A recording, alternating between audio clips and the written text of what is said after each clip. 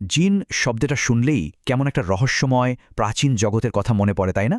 শতাব্দীর পর শতাব্দী ধরে এ ধারণাটা কিন্তু মানুষের কল্পনা আর বিশ্বাসকে নাড়া দিয়ে গেছে। তো চলুন আজ আমরা এই ছায়াময় জগতের একটু গভীরে গিয়ে দেখি। কখনো কি এমন হয়েছে যে মাঝরাতে ঘুমটা ভেঙে গেল? আপনি জেগে আছেন, সবকিছু বুঝতে পারছেন, কিন্তু একটু নড়তে পারছেন না। মনে হচ্ছে বুকের ওপরে ভারী কিছু বসে আছে, আর ঘরের ভেতর আপনি একা নন, অন্য কেউ আছে। এই যে একটা ভয়ঙ্কর অনুভূতি, এটা কিন্তু অনেকেরই চেনা। আর ঠিক এই অভিজ্ঞতাটা দিয়েই আমরা আমাদের আজকের আলোচনাটা শুরু করতে যাচ্ছি। এই যে দেখুন, এই ব্যাপারটা কিন্তু মোটেও নতুন কিছু না। আজ থেকে প্রায় ২৫০ বছর আগে শিল্পী হেনরি ফুসেলি তার একটা বিখ্যাত চিত্রকর্মে ঠিক এই ভয়টাকেই ফুটিয়ে তুলেছিলেন। আমরা এখন যাকে স্লিপ প্যারালাইসিস বা সহজ বাংলায় বোবায় ধরা বলি, তখনকার মানুষ ভাবত এটা আসলে এক অশুভ শক্তির আক্রমণ। মানে এটা শুধু কোনো একজনের ব্যক্তিগত অনুভূতি না, এটা একটা গ্লোবাল ফেনোমেনন। পৃথিবীর প্রায় সব সংস্কৃতিতেই কিন্তু মানুষ এই অদ্ভুত অভিজ্ঞতাকে নিজেদের মতো করে একটা নাম দিয়েছে, একটা ব্যাখ্যা দাঁড় করিয়েছে। তো চলুন এই অভিজ্ঞতার দুটো দিকই একটু ঘেঁটে দেখা যাক। একদিকে আছে লোককথা, আর অন্যদিকে আছে আধুনিক নিউরোসায়েন্স বা স্নায়ুবিজ্ঞান। এই স্লাইডটা কিন্তু আমাদের আজকের আলোচনার একেবারে কেন্দ্রে। দেখুন, দুটো সম্পূর্ণ ভিন্ন ব্যাখ্যা। একদিকে লোকবিশ্বাস কি বলছে, বলছে এটা কোনো জিন বা অশুভ আত্মার কাজ।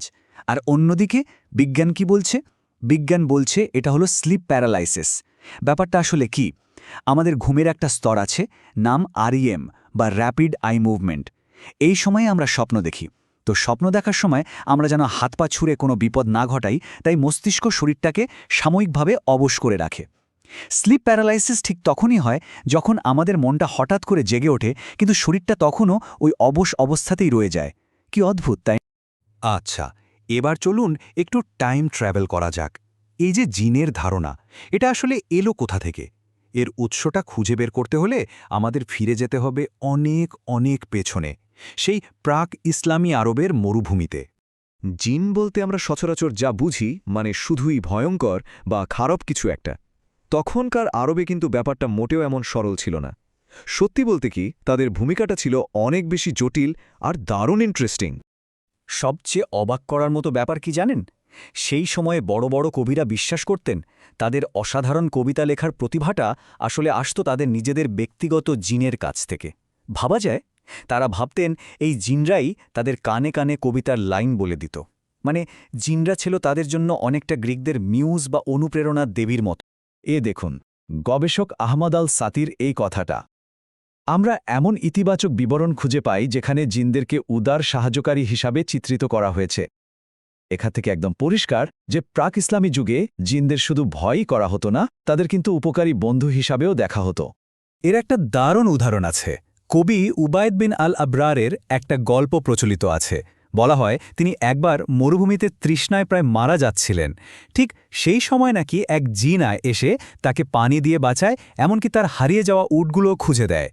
তো প্রাচীন লোককথা থেকে এবার আমরা একটু সামনে এগোই।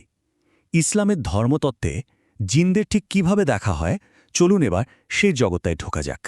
এই যে জিন শব্দটা, এর মূল আরবি শব্দ জান, এর মানেই হলো লুকিয়ে থাকা বা আড়ালে থাকা। মানে নামটার মধ্যেই তাদের পরিচয় লুকিয়ে আছে। তারা এমন এক সৃষ্টি যারা আমাদের দৃষ্টির আড়ালে থাকে। ইসলামী বিশ্বাস অনুযায়ী মানুষ আর জিনের সৃষ্টি কিন্তু একদম ভিন্ন উপাদান দিয়ে। মানুষকে তৈরি করা হয়েছে মাটি থেকে, আর জিনদের তাদের তৈরি করা হয়েছে ধোঁয়াবিহীন অগ্নিশিখা থেকে। আর তাদের জগতেও কিন্তু অনেক বৈচিত্র্য আছে। যেমন হাদিস অনুসারে জিনদের প্রধানত ৩ ভাগে ভাগ করা যায়। এক দল যাদের ডানা আছে, তারা বাতাসে উড়ে বেড়ায়। আরেক দল যারা সাপ বা কুকুরের মতো বিভিন্ন রূপ নিতে পারে। আর তৃতীয় দলটা অনেকটা আমাদের মতোই, যারা এক জায়গা থেকে আরেক জায়গায় ভ্রমণ করে আবার বিশ্রাম নেয়। সবচেয়ে গুরুত্বপূর্ণ বিষয় হল, ঠিক আমাদের মানে মানুষের মতোই জিনদেরও স্বাধীন ইচ্ছা বা ফ্রি উইল দেওয়া হয়েছে। এর মানে কি? এর মানে হল তারাও নিজেদের পছন্দ মতো ভালো অথবা মন্দ কাজ করতে পারে। তাদের মধ্যেও ভালো জিন আছে, খারাপ জিনও আছে, ঠিক যেমনটা মানুষের সমাজে দেখা যায়। আচ্ছা, অনেক তো অতীতার ধর্মতত্ত্ব নিয়ে কথা হলো। এবার চলুন একদম বর্তমানে ফিরে আসি। আধুনিক মনোবিজ্ঞান আর জিনে বিশ্বাস, এই দুটো বিষয়কে একসাথে কিভাবে দেখা হয়? আধুনিক সাইকিয়াট্রি কিন্তু জিনের আছরের মতো বিশ্বাসকে সরাসরি উড়িয়ে দেয় না, বরং তারা এটাকে বলে কালচারাল ইডিয়ম অফ ডিস্ট্রেস। শব্দগুলো একটু কঠিন শোনালেও এর মানেটা বেশ সহজ। এটা হলো কোনো একটা সংস্কৃতির মানুষ যখন মানসিক কষ্টে ভোগে তখন সেই কষ্টটাকে প্রকাশ করার একটা নিজস্ব উপায় বা ভাষা। ধরুন একজন মানুষ হঠাৎ করে একা একা থাকতে শুরু করল, খিটখিটে হয়ে গেল বা প্রায়ই দুঃস্বপ্ন দেখতে লাগল। তার পরিবার হয়তো ভাববে তাকে জিনে ধরেছে, কিন্তু একজন ডাক্তার বা সাইকিয়াট্রিস্ট ঠিক একই লক্ষণগুলো দেখে বলবেন এটা হয়তো ডিপ্রেশন, অ্যাংজাইটি বা অন্য কোনো মানসিক সমস্যার কারণে হচ্ছে। লক্ষণ একই, কিন্তু ব্যাখ্যাটা দুই সংস্কৃতিতে দুই রকম। জামিলের এই কেস স্টাডিটা দেখুন, এটা খুব ভালোভাবে পুরো ব্যাপারটা বুঝিয়ে দেয়। জামিলের মধ্যে কিছু সমস্যা দেখা দিল, সে একা থাকতে শুরু করল, প্রায় দুঃস্বপ্ন দেখত যে কেউ তার গলা চেপে ধরছে। পরিবার স্বাভাবিকভাবেই ভাবল এটা জিনের আছর, বিশেষ করে যখন কোরআন তেলাওয়াত শুনলে সে আরও অস্থির হয়ে উঠত। কিন্তু তারা শুধু এটাই ভেবে বসে থাকেনি, তারা তাকে ডাক্তারের কাছেও নিয়ে গেল। ডাক্তার তাকে ডিপ্রেশনের ওষুধ দিলেন, আর শেষ পর্যন্ত পরিবারটা কি করল, তারা দুটো পথই খোলা রাখল। একদিকে ডাক্তারের চিকিৎসা চলল, অন্যদিকে তারা একজন রাকি বা ইসলামিক হিলারের কাছে আধ্যাত্মিক চিকিৎসাও চালিয়ে গেল। দেখুন, এখানে তারা কিন্তু বিজ্ঞানকেও অস্বীকার করেনি, আবার নিজেদের বিশ্বাসকেও ছাড়েনি। তাহলে এই পুরো আলোচনা থেকে আমরা কোথায় এসে দাঁড়ালাম? বিজ্ঞান আর বিশ্বাস, এই দুটো জগতের মধ্যে কি কোনো সেতু তৈরি করা সম্ভব? এই যে দ্য সাইকিয়াট্রিস্ট জার্নালের উদ্ধৃতিটা, এটা কিন্তু খুবই গুরুত্বপূর্ণ একটা কথা বলছে। বিশেষজ্ঞরা বলছেন যে মানসিক স্বাস্থ্যকর্মীদের উচিত তাদের রোগীদের বিশ্বাস আর সংস্কৃতির মডেলটা বোঝা, আর দরকার হলে ইমাম বা ধর্মীয় নেতাদের সাথে একসাথে কাজ করা। এতে করে কিন্তু একটা অনেক বেশি কার্যকর চিকিৎসার পথ খুলে যেতে পারে। তার মানে মূল লক্ষ্যটা কিন্তু বিশ্বাসকে ভুল প্রমাণ করা নয়, লক্ষ্যটা হলো একটা বোঝাপড়া তৈরি করা। একজনের বিশ্বাসকে সম্মান জানিয়ে তার মানসিক অবস্থাকে বুঝে এমন একটা সমাধানের দিকে যাওয়া যা তার শরীর, মন আর আত্মা সব কিছুরই খেয়াল রাখতে পারে।